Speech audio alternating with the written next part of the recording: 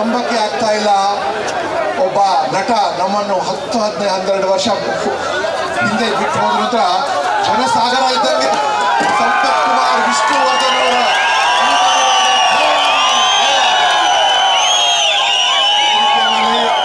ಅನೇಕ ಹಿರಿಯರು, ಅನೇಕ ಸಂಘ ಸಂಸ್ಥೆಗಳ ಪದಾಧಿಕಾರಿಗಳು ಹಾಗೂ ಸಹಸ್ರಾರು ಸಂಖ್ಯೆಯಲ್ಲಿ ಇವತ್ತು ಕರ್ನಾಟಕದ ಮೂಲ ಮೂಲೆಯಿಂದ ತಾವು ನಮ್ಮ ಸಂಪತ್ ಕುಮಾರ್, ವಿಷ್ಣುವರ್ಧನ್ ಅವರ ಸಾಹಸ ಸಿಂಹ ಅವರನ್ನು ಸಲುವಾಗಿ ತುಂಬಾ ಕಡಿಮೆ, ನಾವೇನು ಹೆಚ್ಚಿಗೆ ಏನು ಕೇಳ್ತಾ ಇಲ್ಲ, ಅವ್ರಿಗೊಂದು ನ್ಯಾಯ ದೊರಕಿಸ್ಕೊಡಿ ಅಂತ.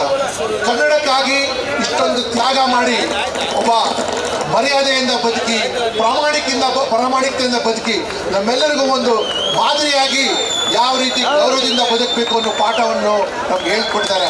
ಅವ್ರಿಗೆ ಒಂದಿಷ್ಟು ಸಣ್ಣದಾದ್ರೂ ಕೊಡೋಕ್ಕಾಗೋದಿಲ್ಲ. ಇಷ್ಟೊಂದು ಜನ ಮುಖ್ಯಮಂತ್ರಿಗಳು ಬಂದರು ಹೋದ್ರು, ಆದರೂ ಸಹ ಇದು ಆಗಬೇಕಾಗಿರೋದು ಕೆಲಸ ತುಂಬ ಮುಖ್ಯ.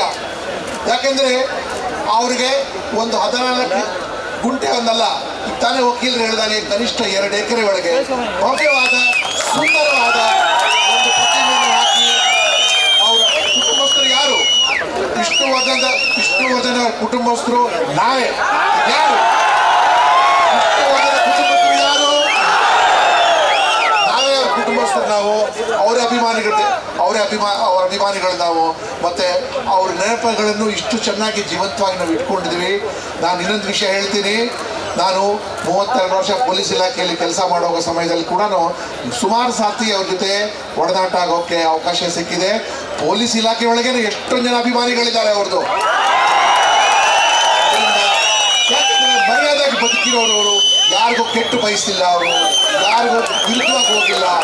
ಒಂದು ರೀತಿಯಾಗಿ ಅವ್ರಿಗೆ ಎಷ್ಟೋ ಅಲ್ಲಲ್ಲೇ ಅನ್ಯಾಯ ಆಗಿದೆ ಜೀವನದಲ್ಲಿ, ಎಷ್ಟು ವಿಷಯಗಳನ್ನು ಕುಡಿದು ಎಲ್ಲೋ ಆಚೆ ಅದರ ಬಗ್ಗೆ ಮಾತನಾಡದೆ, ಯಾಕೆಂದರೆ ಎಲ್ಲರೂ ಗೌರವ ಕಾಪಾಡಬೇಕು, ಎಷ್ಟು ವಿಷಯಗಳವರು ನಮಗೆ ಹೇಳಿಕೊಟ್ಟಿದ್ದಾರೆ ಪ್ರಾಮಾಣಿಕವಾಗಿ.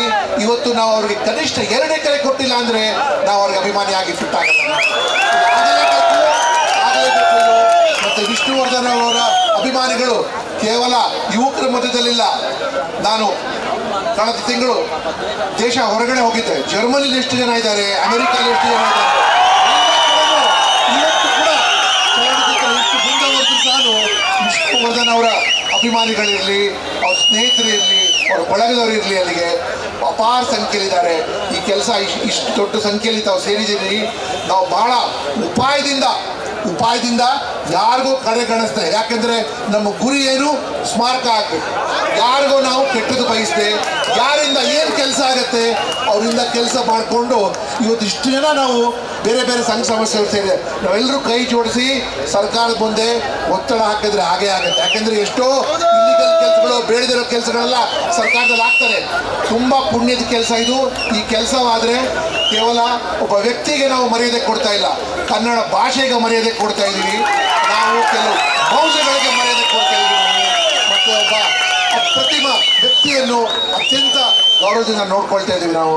ಈ ಹೋರಾಟದಲ್ಲಿ ನಿಮ್ಮೆಲ್ಲರ ಜೊತೆ ನಾನೊಬ್ಬ ಮಾಜಿ ಪೊಲೀಸ್ ಅಧಿಕಾರಿಯಾಗಿ ನಾನು ನಿಮ್ಮ ಜೊತೆ ಇದ್ದೀನಿ. ಶ್ರೀನಿವಾಸ್ ಅವರು ಎಲ್ರಿಗೂ ಸೇರಿಸಿ ಈ ಒಂದು ಕಾರ್ಯಕ್ರಮ ಮಾಡಿದ್ದಾರೆ. ಅವ್ರಿಗೆ ಜಯವಾಗಲಿ, ವಿಶೇಷವಾಗಲಿ. ಮತ್ತು ಯಾವುದೇ ಕಾರಣಕ್ಕಾಗಿ ಈ ಹುಮ್ಮಸ್ಸು ಕಡಿಮೆ ಆಗಬಾರ್ದು. ಕಡಿಮೆ ಆಗತ್ತಾ? ಈ ಹುಮ್ಮಸ್ಸು ಯಾವಾಗಲೂ ಇದೇ ರೀತಿಯಾಗಿರ್ಬೋದು.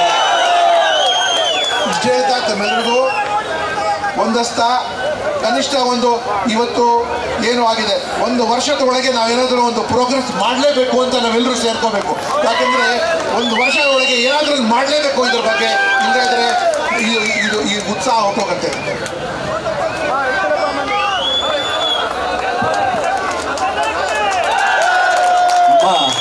ಭಾಸ್ಕರ್ ಸರ್ ಒಂದು ಪ್ರಶ್ನೆ ಕೇಳಿದ್ರು, ಉತ್ಸಾಹ ಹೊರಟೋಗುತ್ತೆ ಅಂತ. 14 ವರ್ಷ ಆಗಿದೆ ಸಾರಿ, ಮೊತ್ತ 14 ವರ್ಷ ಆಗಿದ್ರು ಕೂಡ ಇನ್ನೂ ಜಾಸ್ತಿ ಆಗ್ತಾ ಇದೆ, ಉತ್ಸಾಹ ಕಮ್ಮಿ ಆಗೋದಿಲ್ಲ. ಆ್ಯಕ್ಚುಲಿ ಸರ್ ಈ ನಾಡು ಕಂಡ ಅದ್ಭುತ ಪೊಲೀಸ್ ಅಧಿಕಾರಿ. ಅವರ ಈ ಆಶ್ವಾಸನೆ ಮಾತುಗಳು, ಭರವಸೆ, ಧೈರ್ಯ ತುಂಬಿದ್ದು ನಮಗೆ ಒಂದು ಶಕ್ತಿ ಬಂದಿದೆ. Thank you sir.